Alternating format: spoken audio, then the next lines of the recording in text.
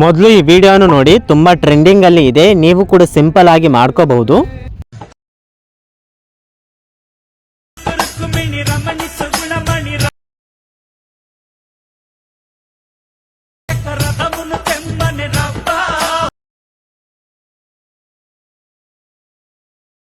ನೋಡಿದಿರಲ್ವಾ, ಈಗ ನಿಮ್ಮ ಫೋಟೋಸ್ನಿಂದ ಹೇಗೆ ಎಡಿಟ್ ಮಾಡ್ಕೊಳ್ಳೋದು ಅಂತ ಹೇಳ್ತೀನಿ.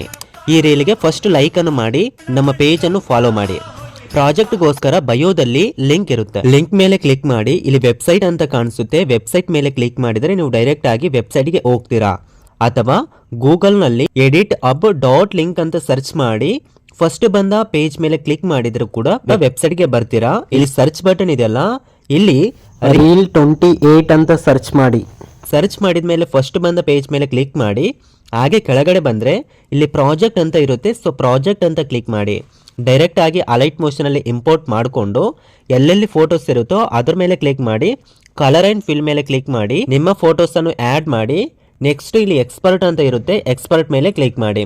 ಅರ್ಥ ಆಗಿಲ್ಲ ಅಂತಂದ್ರೆ ಈ ನಂಬರ್ಗೆ ಕಾಂಟ್ಯಾಕ್ಟ್ ಮಾಡಿ, ಅಥವಾ ಫುಲ್ ವಿಡಿಯೋಗೋಸ್ಕರ ಯೂಟ್ಯೂಬ್ ಅಲ್ಲಿ ನೋಡಬಹುದು.